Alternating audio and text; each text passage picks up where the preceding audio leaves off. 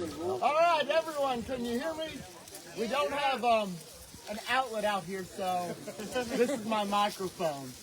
I'm Jackson Osborne with the Bluegrass Trust. Thank you for joining us for our November detour, a very special detour as it is also the beginning of Native American Heritage Month. So to be out here at Mount Horeb is really important. We're so grateful to Dr. Crothers and the Anthropology and Archaeology Department at the University of Kentucky for letting us come out here to explore these grounds and learn about its important history.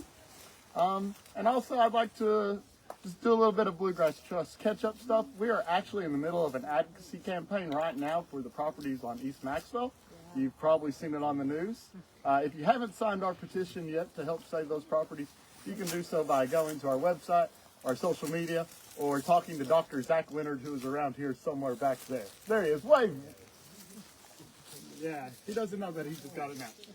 Anyways, it's so great having everyone out here. Thank you so much, and now I'll turn it over to you, Dr. Crothers. Thank you. Jack. My voice, hopefully my voice will project. I don't have that good speaking voice. If you can't hear me, just shout out, and I'll try to talk a little louder. I'm the director of what's called the William S. Webb Museum of Anthropology. William Webb was he was actually a physics professor at the University of Kentucky, but very much interested in archaeology and the Native American presence in Kentucky. And he started the anthropology department in the museum there back in the 20s and 30s. And he had lots of friends who were also interested in archaeology and artifact collectors. And he was actually instrumental in, this is 1935, so he was kind of visionary. He actually raised private money to purchase this property so it could be preserved. Because as you know, the real estate out here is probably, even back then was worth a lot of money, but now would be worth a lot of money. This is a beautiful site, and if it had stayed private property, who knows, there'd be someone's big old house up here on top of this, and this earthwork. So he had the sense to get together and purchase that in the 30s, and then have it donated to the university, and so they've owned it since the 1930s. They've kind of never known exactly what to do with it, other than preserve it. Could you talk a little louder or wait till the airplane's gone? Okay. So that's the beginning of this becoming a site that was preserved by the city and run by the university, maintained by the university. It's really kind of hidden. A lot of people don't know about it. I've advocated to put a little parking area down there where you can drive in and just have a self-guided tour that you can walk up here and back out. Most people are respectful. I don't think they're going to damage it. You could dig a lot here, but you're not going to find artifacts. This type of site doesn't have a lot of artifacts, and I'll explain that in a second. So many of you might know some of the prehistory of this area, the Native American presence here. We call these Adena earthworks or Adena mound sites.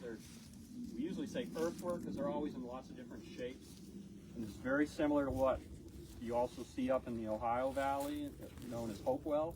It's a very similar time period, and a lot of people just call them Adena Hopewell, or Adena/Hopewell. And this is a phenomenon that starts about 2,800 years ago and lasts up to about, maybe 1,500 years ago, 1,600 years ago, of building these type of mounds and earthwork sites. You don't really see a lot of that in this area before that. And these are some of the earliest societies that were practicing more agriculture. They were more village-type farmers, and we think they're beginning to invest more in their land here, and so these type of sites get built. We think they probably got used for a lot of different things, but they probably had ceremonial significance and ritual significance. So ceremonies would be conducted up here. I'll talk a little bit more about this specific site. And they're dotted all through the bluegrass, and up into the Ohio Valley, and of course into Ohio, and as far east as West Virginia, and you find them as far west as Illinois and Missouri. But this phenomenon of building these mounds and earthwork starts about 2,800 to 3,000 years ago. And we don't know exactly the kinds of ceremonies they had here. This is not a burial site. There was a lot of excavations done back in the 30s here by Webb after they obtained it. And there were some of these sites that did have burial purposes and sometimes cremations, other kinds of burial activities, but this one did not. The excavations that were taken. But got some. I only made a few of these.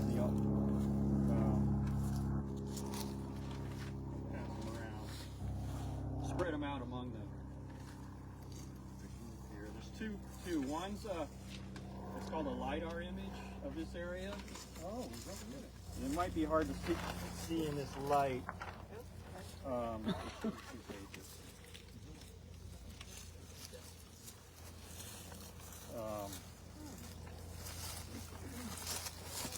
This way you can pick.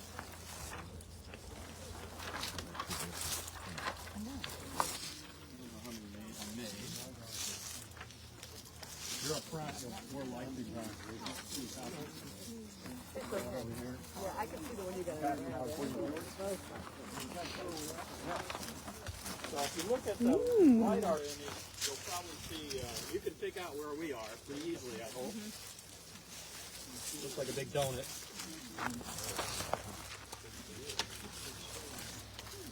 Over here.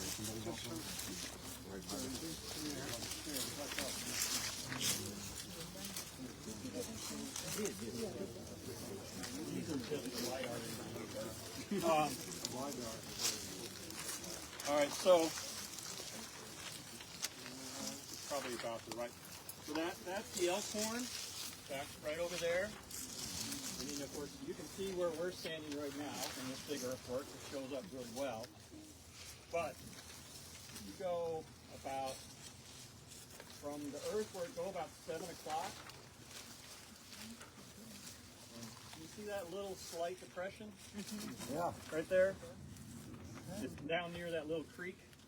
That's another earthwork. Oh, wow. It's on the Yoshida's property over here, the Winchester Farm. And that's pretty common. A lot of times these things are paired. You see two together. One's up high, one's down low. They're not always high and low. And there's a little spring down there. But we think they probably used them together. So that one appears to have, it's built almost right on the bedrock. They dug, and it may have had a water feature in it. But whatever ceremonies were going on, they may have used these as a succession between one and the other. And so that one's right down there. So that's a real common feature to have these things paired. And because it's down low, if you walked over there, if you didn't know it was there, you wouldn't recognize it. But when you know it's there, you say, oh yeah, I see that. And someone asked me about different instrumentation. When they're down low, they tend to get filled in with dirt. The farmers have plowed and they've planted down there, and so they tend to get kind of smoothed out. Up here, this one's up high, and it never got really farmed, so it's still, you can see it really well. So we use things like ground-penetrating radar and magnetometry, so the soil has different magnetic characteristics that have been dug into and filled in.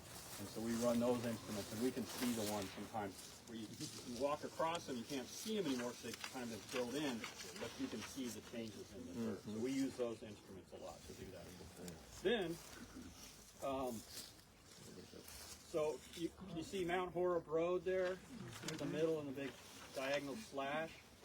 If you go down almost to the, not quite off the thing, can you see that really big oval? Right here. It's really prominent near the road, and it gets light around there. It's basically right there if you're looking at it. That's what we call Peter Village. That's another Adena site, and it's quite large, and that was probably more like a village. This was a ceremonial site, but that was more like a village site. It's always been in private hands. There's been a little bit of work done there. There's a couple big houses in the middle of it. And they raise horses. They've been reluctant. A little bit of work over there, but not much. But it had a ditch around it too. Not as prominent as this, but it was encircled by a ditch. And those weren't really defensive. We think they were just, it just demarked the space, inside and outside. Like we build stone fences now, but they put those ditches around it. And there appears to be a lot of barite mining, so we think they were mining barite in this area. Barite's it's kind of like oxide or it's a mineral, kind of a shiny mineral, and they were making artifacts out of it. And we think that the reason that Peter Village is there, they might have been actually mining barite nearby. And that's associated, we think these are all associated, they're all the same time period. And there was one more, if you went downstream on the Elkhorn, across the road over there, there was a big mound over there, and that was a burial mound, but that was blitzed in the 1800s by whoever owned it. You want to see what was in it, so they dug it.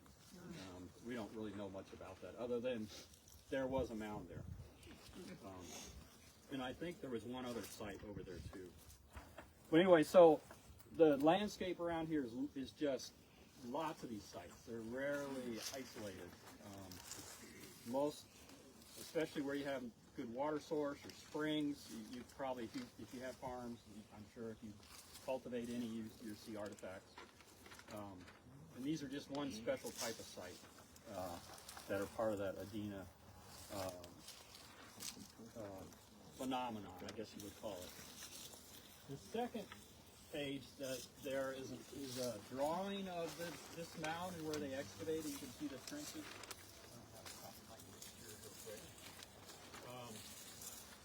So if you orient it, what he calls the causeway is kind of the entrance area over here. We could do some celestial alignment. It is rectangle. It had some celestial significance. And it's hard to tell. So you can see the ditch and the embankment on the outside, and in this flat spot we're standing on, they found post molds, and so there was a huge structure that basically went around the edge of this top part. And so if you dig carefully, you can see where the old posts were. And the posts either rot in the ground or they pull them out and they fill in with a different colored dirt. That's pretty common. The organic soils from the humic layer up here falls in them, and so it's distinct. So there was a big wooden structure here. We don't think it was roof, but it may again just have separated, you know, the sacred from the profane or whatever. Inside, probably different activities happened than outside, and just kind of distinguish and who could go in there and who couldn't go in there. We don't know. But usually these kinds of ceremonial things, it may have been clan related or age or male related ceremonies. So if you've been out in the Southwest and you've seen clan related and also men's ceremonial types where they would do ceremonies to indoctrinate young boys into the male adult society, things like that. Now, I'm not saying that's what happened here, but probably something in that realm.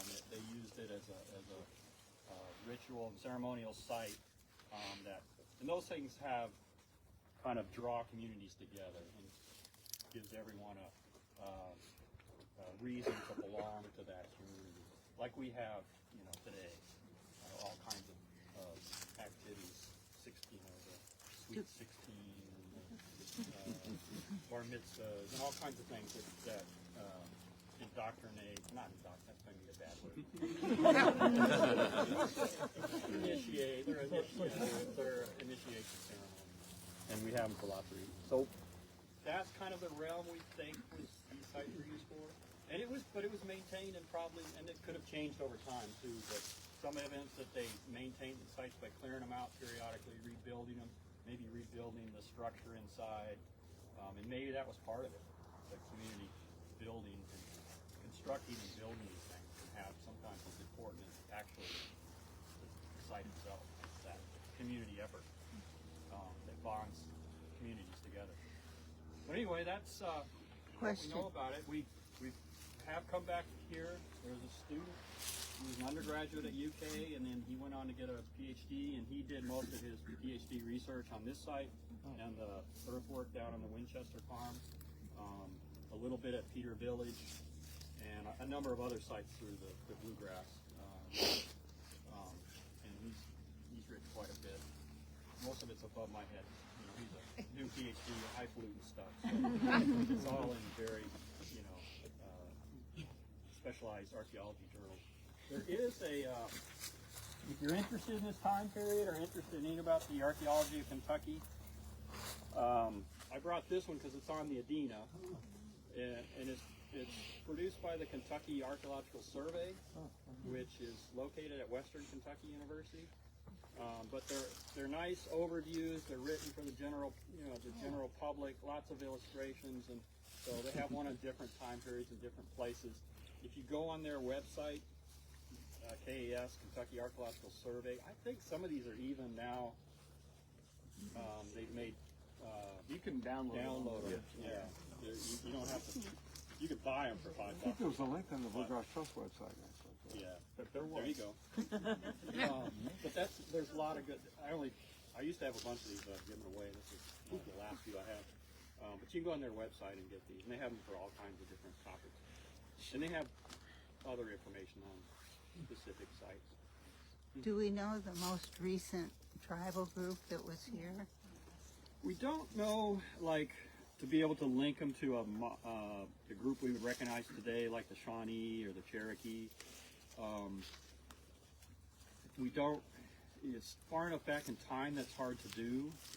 We can link some of the more recent cultures. So there's a later group we call the Foreign Ancient Culture, and they were through this area, and those are pretty clearly our ancestral Shawnee. If you go further out west, Western Kentucky, there's the Chickasaw were there. It's possible and most likely that we're even looking further back, ancestral Shawnee. Now the Cherokee might dispute that because the Cherokee were also in this area. So you have to make those cases on kind of archaeological material that's similar and sometimes biological affinity differences in the population. And the trouble is, over 2,000 or 3,000 years, groups come together and split up. And so whether they recognize something they would call Shawnee or whatever they call themselves, but unfortunately we don't know that. Adena is just a term we use. So how long was the site occupied? This specific one, we know that it was built around 2,100 years ago, from the radiocarbon dates we have here. And how long it was used is not clear. We see some of these being used all the way up for 500, 1,000 years later in that. But this one we don't have any good evidence, so maybe a couple hundred years. We don't have a good end date. We just kind of, it's easier to date when it was constructed. What kind of earth moving and tree cutting tools did they have? All stone tools. They would have had, hoes and baskets to move the dirt, pretty much. It was all hand labor. Trees are, again, stone axes is the only thing that take them down, but you can girdle a tree, come back 2 or 3 years, it'll be dead, and then the best way is to actually burn them down. To burn them and chop them as they burn. Were a lot of these recent trees that come down the more sturdy ones? Yeah, these came down, the ones that are still in the ground. I'm surprised they haven't cut more of them up, but we came out here right after that with maintenance, and because they were concerned that putting the dirt back, would they disturb anything? So there was a lot of excavation here, so they were going to do minimal disturbance to the earthwork. But looks like they did a good job of stabilizing the holes that they got moved. Yeah, these all recently came down this year. So if you were going to classify these people, would they be like Stone Age people, Bronze Age people, Iron Age? Which age? They would still be Stone Age, so you don't have Bronze or Iron Age in terms of people making artifacts out of bronze or iron. The Native Americans were still, their primary tools were made out of stone. They're making pottery. They are making ceramic material. It's not.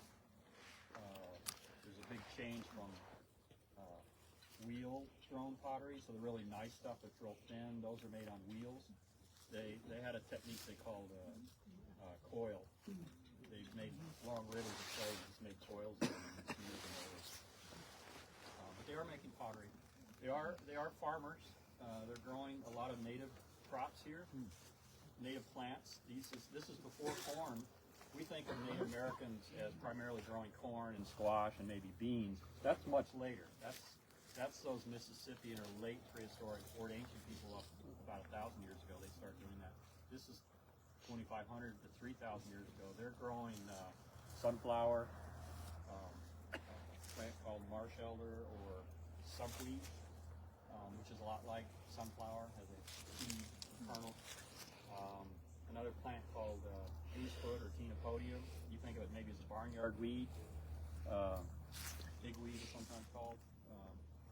But it's Chenopodium is what we call it. That's the genus. That's the same as you eat quinoa? You go to the health food stores and quinoa is a big utilization because it's nutritious.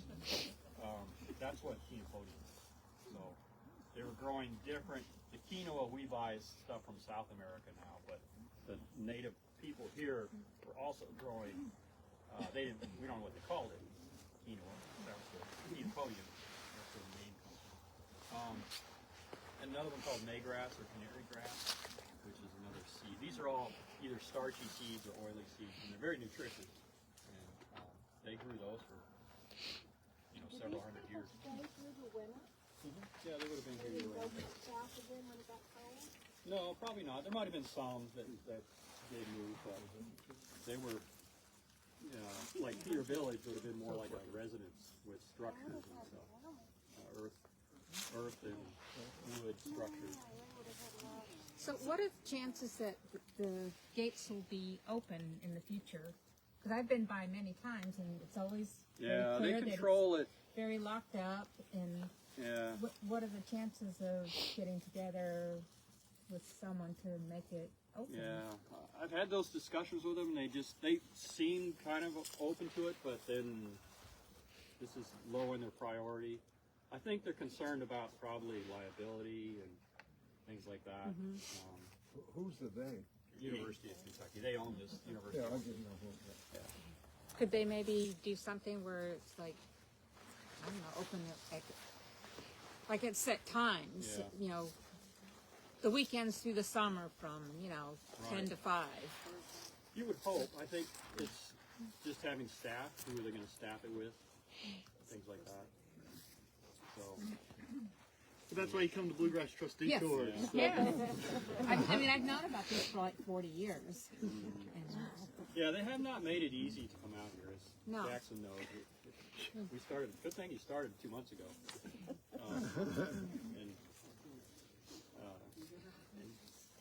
it's mainly staffing, to have someone out here. When there's events in town, if we have archaeology conferences and things, then we usually have events out here. It's mostly used by at the University of Kentucky. Any department can get access to it by doing the same thing we did. And so a lot of groups have their picnics out here, and it's events. Unfortunately, I would be great if they would just make a little walking path and put some signage out here so people know what it is. Used to have a porta potty. Yeah. So were they also hunters? They had vegetables that they were hunting. Definitely, yeah. They still were hunting. And it's hard to say how much hunting versus farming produced, but they were doing both. And of course here was, deer and turkey, and a lot of fish. Is there a point to There are other sites that are on public property that you recommend we visit. I mean, I know about Hopewell up in Ohio. Yeah. Are there places close by that are working? Unfortunately, not too many that are publicly accessible. Probably the best one is what's called Horeb Earthwork up in Greenup County. So up a little ways. That's a huge Hopewell site. And in fact, it was a huge complex. And the best preserved one, it is privately owned. A little bit is owned by the Archaeological Conservancy. But the Cropper family, Dwight Cropper, they've owned it for years. He's an archaeologist. And he'll give tours of the site. And I think he has a web presence. It's worth it if you're ever up in Greenup County. But it's South Shore, near South Shore. Ashland. Yeah, not too far. It's right across the river from Portsmouth. They call it the Portsmouth Earthworks, although most of them are in Kentucky. There's a few on the ports. Wait a minute. It's like the Cincinnati Airport. Yeah. There were more in Portsmouth. Most of theirs are destroyed. Portsmouth's a bigger town, and the Kentucky side is more agricultural, so they're preserved a little better. But that's a later time period. It overlaps with this, but it's also later, and that's a huge site. That big square earthwork had arms on it, and then there were causeways that linked it to other sites around the area. And actually, the causeways crossed the river, and there's some on the Portsmouth side. And it is accessible. You can call this guy and you can. I think he still does tours of it by Appointment. reservation. I believe he might be on the internet. There might be a website to make a reservation. Otherwise, that's really it. Wycliffe Mounds is way out in western Kentucky, but that's it for, unfortunately, for archaeological sites that are easily accessible. Well, thank you so much. Yeah, this has been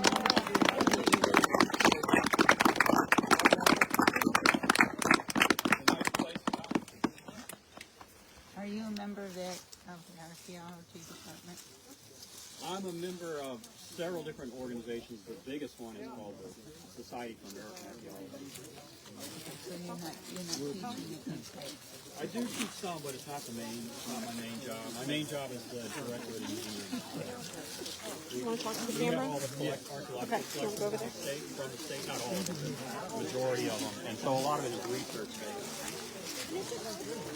So we hope you enjoyed tuning in to our Facebook Live deTour of Mount Horeb here in Lexington, Kentucky. And we hope you'll join us December 6th for our last in-person detour. It is going to be at the Adam Rankin House. So be there or be square. You work for the trust.